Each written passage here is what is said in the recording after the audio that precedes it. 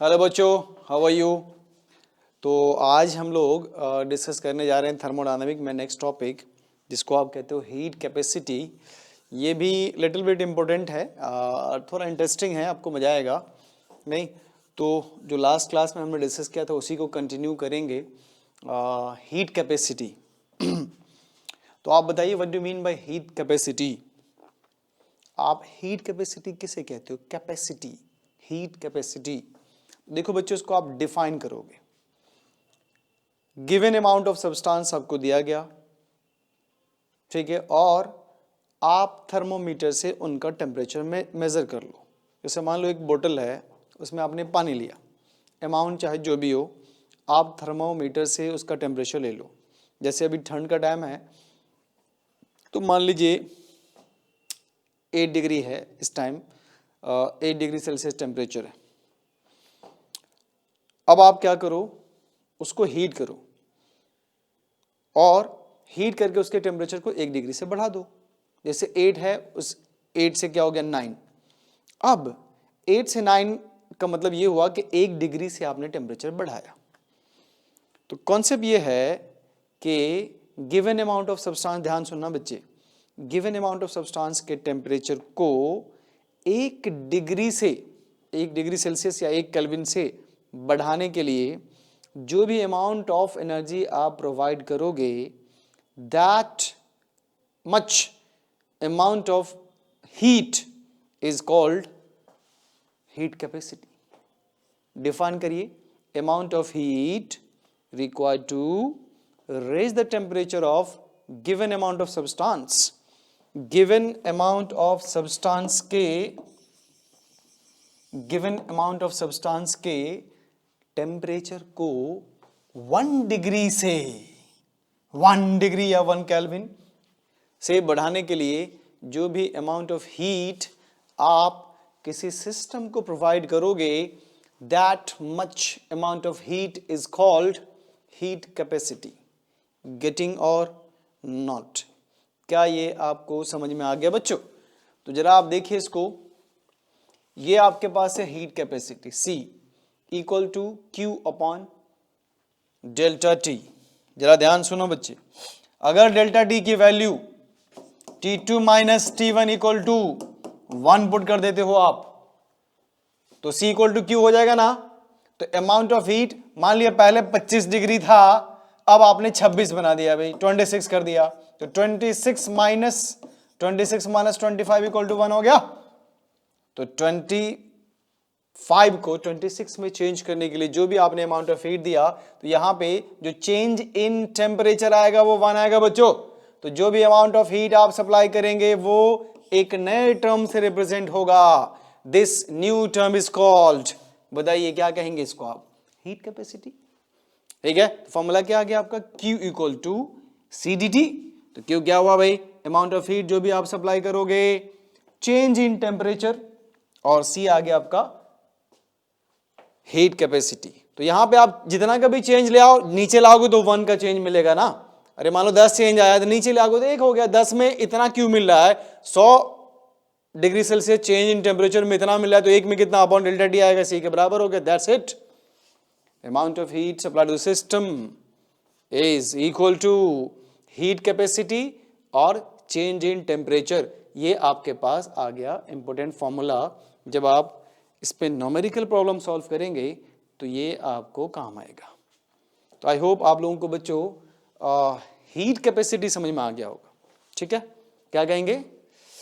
Amount of heat required to raise the temperature of given amount of substance by 1 degree और 1 kelvin is called heat capacity. अब आप देखिए एक और next है बच्चों, इसको आप कहते हो मोलर हीट कैपेसिटी।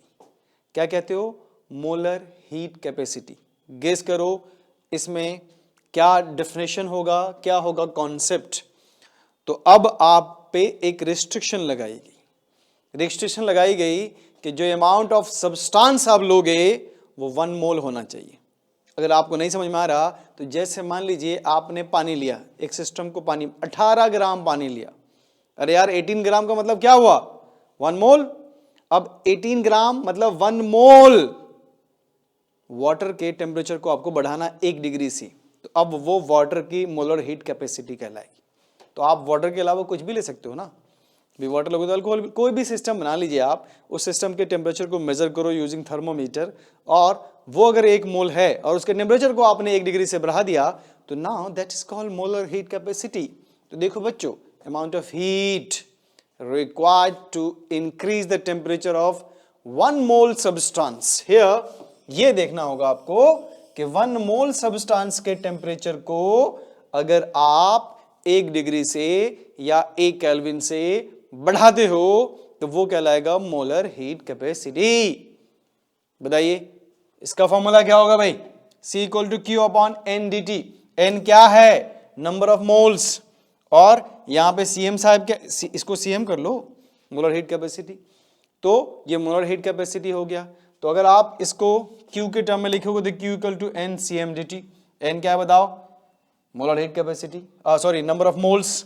तो 1 मोल के लिए अगर N की वैल्यू 1 पुट कर दोगे तो क्या आ जाएगा, CM अपॉन Q dt आ जाएगा भाई।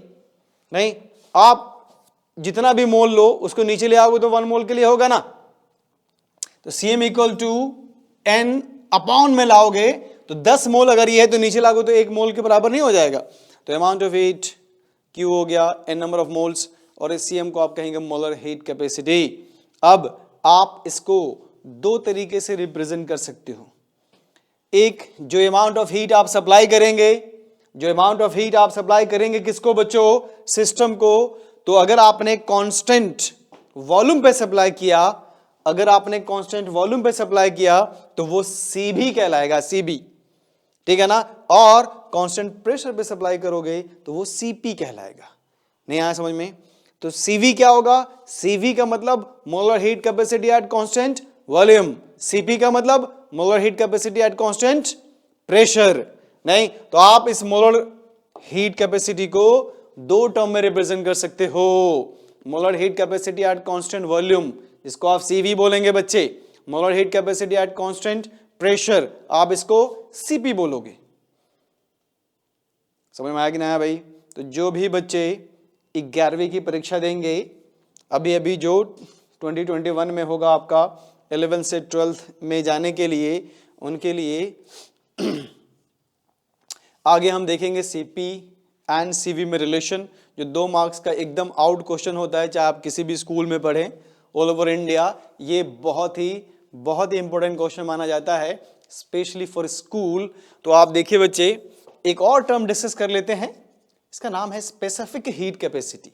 Specific heat capacity.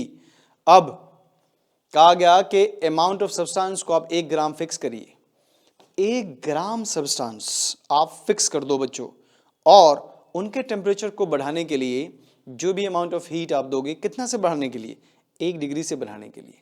तो अमाउंट ऑफ सब्सटेंस को अगर आपने 1 ग्राम फिक्स कर दिया और टेम्परेचर को आपने 1 डिग्री से इंक्रीज किया, तब जो भी अमाउंट ऑफ आपको देना होगा that is called specific heat capacity. The amount of heat required to raise the temperature of 1 gram substance by 1 degree C और 1 kelvin is called what, specific heat capacity. समझ में आया कि नहीं आया भाई? बताओ बच्चों। तो amount of heat required to raise the temperature of 1 gram substance by 1 degree C और 1 kelvin is called specific heat capacity. तो 3 चीजें आपने देखा, गिवन अमाउंट ऑफ सब्सटेंस आप उसे हीट कैपेसिटी कहोगे, 1 मोल अगर आपने ले लिया तो मोलर हीट कैपेसिटी, अगर कांस्टेंट प्रेशर पे तो मोलर हीट कैपेसिटी और एट कांस्टेंट प्रेशर हो गया, और वॉल्यूम अगर कांस्टेंट करेंगे तो molar heat capacity at constant volume हो गया। और स्पेसिफिक हीट कैपेसिटी में आपको 1 ग्राम फिक्स्ड करना होगा। तो आई होप आपको ये 3 डेफिनेशन समझ में आ गया होगा बच्चे। तो मैंने आपको बताया था कि स्कूल एग्जाम के लिए 2 मार्क्स का 2 मार्क्स आपको मिलेगा ही मिलेगा। स्कूल एग्जाम के लिए आउट है, चाहे पूछे ना पूछे लिख देना भाई, relation between CP and CB for ideal gas. Relation between, ऐसी मैं हर चैप्टर में आपको बताता हूं, और अगर जो बच्चा 11th का ये कर लेगा वो कभी फेल नहीं हो सकता। नहीं, तो Cp minus Cv equal to, आपको प्रूफ करना है R, नहीं एक रिलेशन एस्टेब्लिश करना है। देखो बच्चे, मैंने आपको बताया था इंथैल्पी, इंथैल्पी को आपने डिफाइन किया था बच्चों के sum of internal energy and pressure volume work is called enthalpy. अरे डिफाइन किया था ना भाई, इंथैल्पी को आप कहते हैं sum of internal energy and pressure volume work is called क्या, इंथैल्पी। तो H यहाँ पे इंथैल्पी है, U क्या आपके पास इंटरनल एनर्जी, और PV क्या है बच्चों, प्रेशर वॉल्यूम वर्क डन।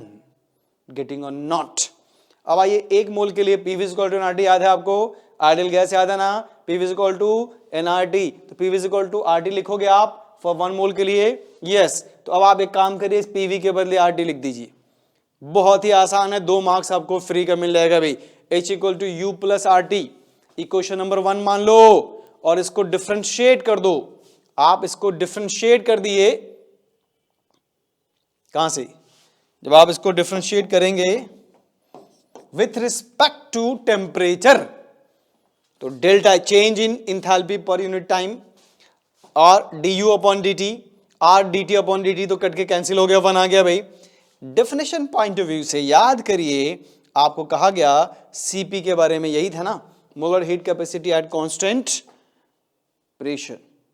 तो अगर इसकी वैल्यू 1 पुट करते हो तो ये अमाउंट ऑफ हीट ही हो गया ना, तो amount of heat supplied to the system at constant pressure is equal to Cp, अगर आपने 1 मोल लिया तो, और amount of heat supplied to system at constant volume अगर आपने dt की वैल्यू 1 पुट कर दी तो ये U के बराबर हो जाएगा भाई, डेल्टा U के बराबर हो जाएगा। तो ये टर्म रिप्रेजेंट किया Cp को, ये रिप्रेजेंट किया Cv को, और R तो है ही, तो Cp इक्वल टू क्या आ गया, Cb प्लस R। आगे देखो बच्चे, बहुत कुछ सीखना हमें अभी, तो आप इसको रिऑर्गेनाइज करके बना लीजिए, Cp minus Cv equal to R। बताओ क्या है Cp भाई, Cp है molar heat capacity at constant, बोलो क्या, एट कांस्टेंट प्रेशर है। Cv क्या है बच्चे, molar heat capacity at constant volume, और R गैस कांस्टेंट होता है, आप जानते हो, ठीक है। इसको आप कहते हैं मेयर्स फॉर्मूला, नहीं ये कहलाएगा मेयर्स फॉर्मूला।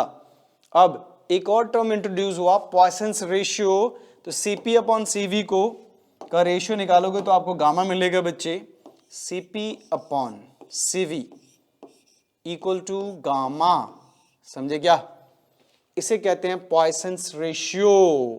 अब आप देखिए, ये देखा ना आपने, Cp minus Cv equal to R, अगर आप सबको Cv से डिवाइड कर दो, डिवाइड बाय Cv, तो Cp upon Cv minus Cv upon Cv equal to R upon Cv, cut के क्या हो गया 1, Cp upon Cv equal to क्या लिखोगे भाई, गामा। तो Cp upon Cv minus 1 equal to R upon Cv, तो ये हो जाएगा gamma minus 1 equal to R upon B। यहां से Cv क्या हो जाएगा भाई, R upon gamma minus 1, R equal to gamma minus 1, ये आप Cv मिल जाएगा आपको, गेटिंग। तो अगर आप Cv निकालोगे तो आप Cp भी निकाल सकते हो भाई। अब देखिए बच्चे, वेरी वेरी इंपॉर्टेंट, कि अगर आपके पास मोनो एटॉमिक गैस है, जैसे हीलियम है आपके पास बच्चों, आपके पास है नियन, आपके पास है आर्गन, तो these are mono atomic gas, है ना। तो for mono atomic gas gamma की वैल्यू आपको याद करनी होगी 5/3, तो गामा की वैल्यू क्या हो गई 5/3, यहाँ पे 5/3 पुट कर दो, आपको Cv मिल जाएगा 3/2 R in terms of R, getting और नॉट बच्चों। और अगर आपको Cv मिल गया तो Cp minus Cv equal to R से Cp भी मिल जाएगा। जरा आप कैलकुलेट करके देखिए, 5/2 R आएगा बच्चे। तो अगर आपके पास गैस कैसा है, मोनो एटॉमिक, नहीं जिसकी एटॉमिसिटी क्या है 1 है, जैसे इनर्ट गैस, इसके केस में पॉइसंस रेशियो Cp अपॉन Cv का जो रेशियो होगा वो 5/3 के बराबर होगा बच्चे, that is gamma equal to 5/3। तो विद द हेल्प ऑफ ये गामा की वैल्यू पुट करके हम R के टर्म में Cv की वैल्यू फाइंड कर सकते हैं बच्चे। नहीं तो Cv इक्वल टू 3/2 R और Cp इक्वल टू 5/2 R आ गया। तो आप देखो, अगर आपको Cv मिल जाए तो आप Cp निकाल सकते हो, क्योंकि ये फॉर्मूला है ना, Cv की वैल्यू पुट करेंगे यहाँ पे हम, R आप जानते ही हो 8.314, और Cp की वैल्यू आ जाएगी भाई। फॉर डायटोमिक गैस जैसे O2, F2H2N2 वगैरह वगैरह। तो इसमें गामा की वैल्यू होते हैं बच्चों 7/5 और CV इक्वल टू क्या आ जाएगा 5/2R और CP इक्वल टू 7/2R। ठीक है, तो ये आपको याद रखना है, खासकर कॉम्पिटिटिव एग्जाम में, नीट में, मेंस में इस पे क्वेश्चन बहुत पूछे जाते हैं और ये बहुत मुश्किल नहीं है। ठीक है, आप इसको समझ सकते हो बच्चे। अब आइए एक और बचा आपके पास, that is for triatomic gas. अगर गैस आपका ट्राइटोमिक है, बताओ भाई ट्राइटोमिक गैस, कोई एक ट्राइटोमिक गैस बताइए। CO2 बिल्कुल सही है, और कोई बताइए। SO2 बिल्कुल सही है, और कोई बताइए। ओजोन भी गैस होता है ना, O3। तो ये हो गया आपका triatomic gas. Gamma equal to 4/3। तो वैल्यू पुट करिए भाई, तो CV इक्वल टू 3R और CP इक्वल टू 4R आ गया बच्चे। ठीक है ना, तो आपको हीट कैपेसिटी समझ में आ गया, आपको मोलर हीट कैपेसिटी समझ में आ गया, आपको स्पेसिफिक हीट कैपेसिटी समझ में आ गया, CP क्या होता है, CV क्या होता है समझ में आ गया, और इनमें क्या रिलेशन होता है, पॉइसंस रेशियो किसे कहते हैं, मेयर्स फॉर्मूला क्या होता है।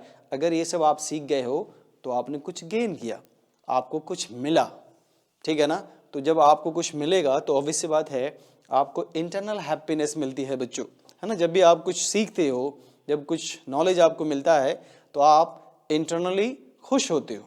ठीक है, तो आपको इंटरनल हैप्पीनेस मिलेगा। ठीक है, अब आइए ग्राफिकल रिप्रेजेंटेशन कुछ हम लोग डिस्कस करेंगे। जैसे आइसोकोरिक प्रोसेस है, तो आइसोकोरिक प्रोसेस में जो ग्राफ आएगा आपका प्रेशर वॉल्यूम ग्राफ, है ना, वो इस तरह से आएगा। क्यों? क्योंकि ये वर्क डन यहाँ पे 0 होगा, है ना, तो ये रिप्रेजेंट करेगा कि वर्क डन यहाँ पे 0 है। तो आप जानते हो कि वर्क डन इक्वल टू जो आप निकालते थे इरिवर्सिबल प्रोसेस में, that is -P external to into del V change in volume. तो अगर आपका प्रोसेस आइसोकोरिक है तो डेल्टा V की वैल्यू 0, वर्क डन क्या आ जाएगा 0। तो चाहे आप वॉल्यूम कितना भी कर लो, प्रेशर कितना भी बढ़ा लो, आप वर्क डन आपको कुछ भी नहीं मिलेगा। तो वर्क डन इक्वल टू 0 आ गया बच्चे फॉर आइसोकोरिक प्रेशर। ये ग्राफ आपको वर्क डन 0 शो कर रहा है। अब आइए व्हाट अबाउट आइसोबैरिक प्रोसेस।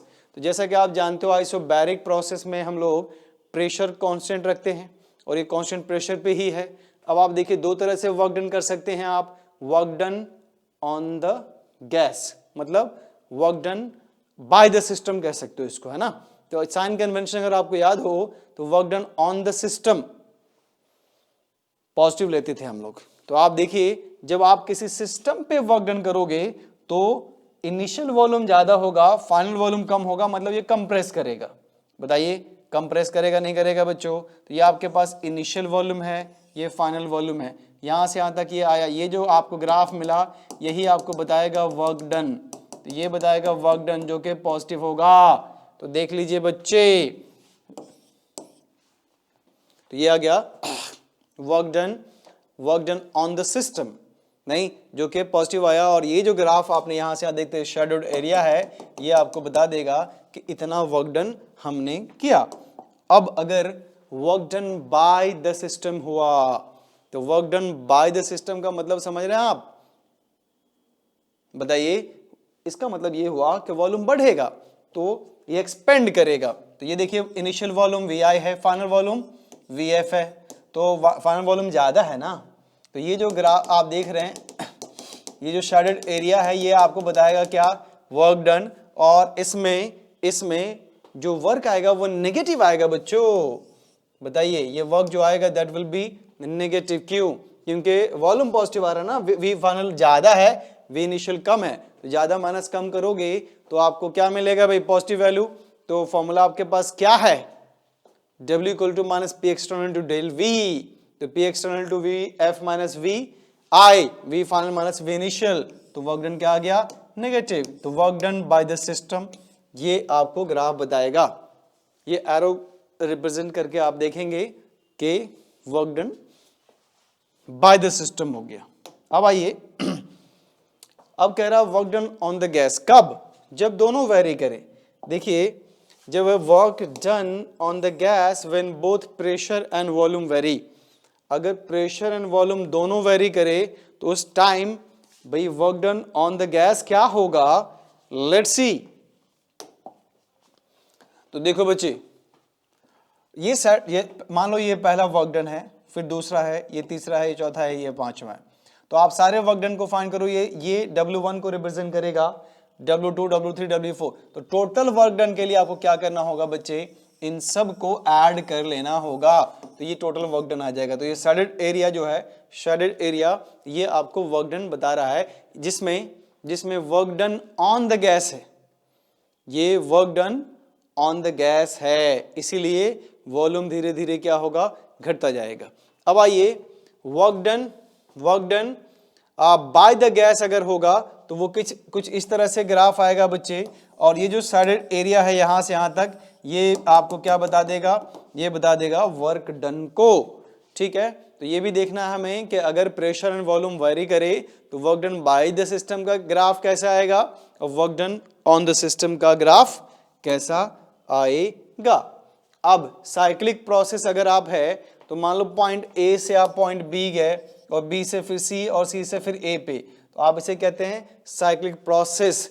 तो ये जो एरिया आपने कवर किया है, क्योंकि वर्क डन कोई भाई सेट फंक्शन तो होता नहीं है, नहीं, तो आप देखिए जो एरिया कवर किया है, आप उस एरिया से वर्क डन फाइंड कर सकते हो। तो work done equal to area into triangle this ABC, इसको आप कह सकते हो 1/2 AC इंटू BC, आप जानते ही हो। तो P2 माइनस P1 और V2 minus V1 pressure volume work done ही होता है, हाफ करके यहां से फाइंड कर देंगे, आपको साइक्लिक प्रोसेस में वर्क डन मिल जाएगा। अब देखो बच्चे, जो नेक्स्ट हम लोग डिस्कस करेंगे ये है स्पॉन्टेनिटी, है ना, थर्मोडायनामिक का ये बहुत ही इंपॉर्टेंट है, that is called spontaneity. Spontaneity का क्या मतलब होता है कि वो प्रोसेस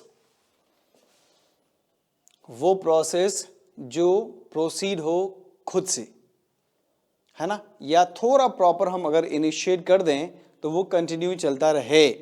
तो those process which takes place by itself और after proper initiation in a particular direction is called spontaneous process, है ना। वैसा प्रोसेस जो या तो खुद प्रोसीड हो या थोड़ा हम उसे इनिशिएट कर दें और फिर ये कंटिन्यूअस चलता रहे इन पर्टिकुलर डायरेक्शन, तो आप उसे स्पॉन्टेनिटी कहते हैं।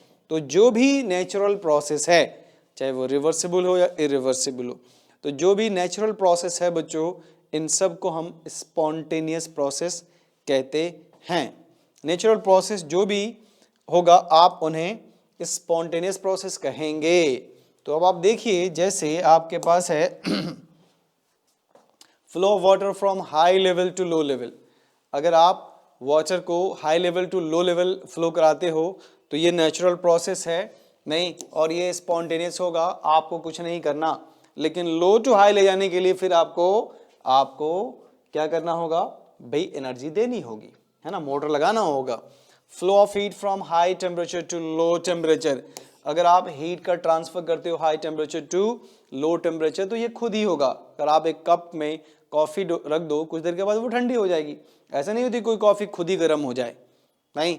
उसी तरह से flow of gas from high pressure to low pressure, नहीं, टायर में अगर आप पिन होल कर दो तो आप देखेंगे सारा एयर बाहर हो जाएगा, क्योंकि टायर के इनसाइड प्रेशर ज़्यादा होता है, आउटसाइड प्रेशर कम है। और ये नेचुरल प्रोसेस है कि high pressure to low pressure gas का बहाव या फ्लो होगा।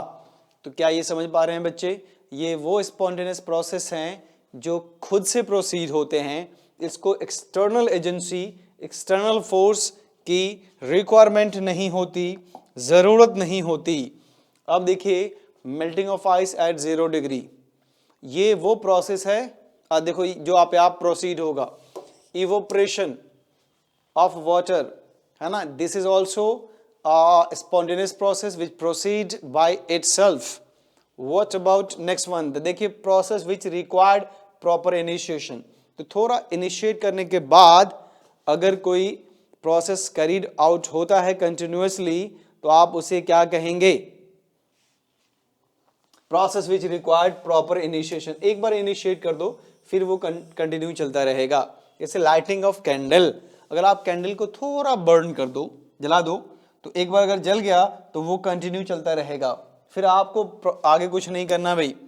कंबशन रिएक्शन, जैसे कोयले को, अगर आप कोयले को बर्न करते हो, ठीक है, तो एक को अगर थोड़ा बर्न कर दोगे तो धीरे धीरे धीरे धीरे धीरे जितने हैं सारे वो बर्न हो जाएंगे। क्यों? नहीं, क्योंकि ये प्रोसेस आपका स्पॉन्टेनियस है। तो वो प्रोसेस जो खुद से प्रोसीड हो या थोड़ा इनिशिएट करने पे कंटिन्यू चलता रहे, आप उन्हें स्पॉन्टेनियस प्रोसेस कहते हो। What do you mean by non spontaneous process बच्चों? इस पे बहुत ही डिटेल डिस्कशन करने वाले हैं हम लोग। नहीं तो नॉन स्पॉन्टेनियस प्रोसेस किसे कहेंगे? तो कहा गया वैसा प्रोसेस जिसको कंटिन्यू करने के लिए आपको एक्सटर्नल फोर्स की रिक्वायरमेंट होगी, वो भी लगातार। फैन आपका तब तक चलेगा जब तक इलेक्ट्रिसिटी है, इलेक्ट्रिसिटी ऑफ कर दीजिए फैन बंद हो जाएगा। एसी आपका तब तक चलेगा जब तक आप उसको इलेक्ट्रिसिटी दोगे। रेफ्रिजरेटर आपका तब तक चलेगा जब तक आप उसको इलेक्ट्रिसिटी दोगे, ठीक है ना। तो those process which require external force continuously, नहीं, जैसे flow of heat from low to high temperature, कभी भी हीट का फ्लो लो से हाई नहीं होता बच्चे, आप करवाते हो। नहीं तो ये नेचुरल प्रोसेस नहीं है, ये नॉन स्पॉन्टेनियस कहलाएगा। एसी एंड रेफ्रिजरेटर इसका प्रॉपर एग्जाम्पल है। तो आई होप आप लोगों को बच्चों ये समझ में आ गया होगा जो हम लोगों ने आज डिस्कस किया। तो क्या आप बता सकते हो कि आज हमने क्या सीखा? क्या लगता है कि आपने कुछ गेन किया? जो आपने टाइम इन्वेस्ट किया, टाइम बेसिकली एक प्रीशियस होता है भाई। नहीं, अगर आपने लाइफ का अगर कीमती टाइम इन्वेस्ट किया तो क्या आपको कुछ फ़ायदा हुआ? अगर आपको फ़ायदा हुआ है तो जो हमारी मेहनत है वो प्रॉपर प्रोसीड हुई, नहीं फ़ायदा हुआ तो फिर तो बेकार है। तो देखो बच्चों, देखिए ये आपके बेनिफिट के लिए, आपके फ़ायदे के लिए ही किया जा रहा है। नहीं, इसकी रिक्वायरमेंट थी, ज़रूरत है। नहीं तो आप क्या करो, इनिशियली एकदम आराम आराम से पढ़िए और सोचिए कि क्या हमें कुछ सीखने को मिला। जैसे आप आंख बंद करके सोचो कि हमने जो पढ़ा आज क्या हमने कुछ सीखा। जैसे पहला कॉन्सेप्ट आपने क्या देखा था? Heat capacity. तो अगर आप आंख बंद करके सोचो कि क्या हम हीट कैपेसिटी को जानते हैं, क्या हीट कैपेसिटी को अगर हमें किसी को डिफाइन करना हो, किसी को बताना हो, क्या हम समझा पाएंगे? क्या एग्जाम में अगर आ गया तो क्या हम उसे लिख पाएंगे? नहीं तो आप सोचिए, अगर आप लिख पाते हो, आप समझा पाते हो, इसका मतलब वो आपके नॉलेज का पार्ट है। अगर नहीं कर पाते हो तो फिर आपको मेहनत करनी होगी, इसी को हम मेहनत कहते हैं। नहीं तो आपको लिखना होगा। जैसे हीट कैपेसिटी एक बार पढ़ लिया आपने, नोट्स बना लिया, फिर आपको बंद करके फिर से खुद से लिखना होगा हीट कैपेसिटी क्या होता है। तो amount of heat required to raise the temperature of given substance by 1 degree और 1 केल्विन। तो गिवन सब्सटेंस के टेम्परेचर को बढ़ाने के लिए जो भी अमाउंट ऑफ हीट आप सप्लाई करते हो, that is called heat capacity. नहीं तो इसको आप क्या लिखेंगे? हीट कैपेसिटी को C equal to Q by delta T. नहीं, डेफिनेशन से आया हुआ है। अगर डेल्टा टी की वैल्यू 1 पुट कर दो तो C और Q बराबर हो जाएगा। तो वो अमाउंट ऑफ हीट आपके पास आ गया जो टेम्परेचर को 1 डिग्री से बढ़ाया है, तो C इक्वल टू Q हो जाएगा। फिर आगे सोचेंगे कि मोलर हीट कैपेसिटी किसे कहते हैं। तो बस जो आपने सीख लिया है हीट कैपेसिटी, उसी में सिर्फ मोल आपको ऐड करना है। तो अगर आपके पास कोई भी सब्सटेंस है 1 मोल, जिसको आप सिस्टम कहते हो, तो 1 मोल सब्सटेंस के टेम्परेचर को 1 डिग्री से बढ़ाने के लिए जो भी अमाउंट ऑफ हीट आपने बाहर से सप्लाई किया, that much amount of heat is called molar heat capacity. ठीक है ना।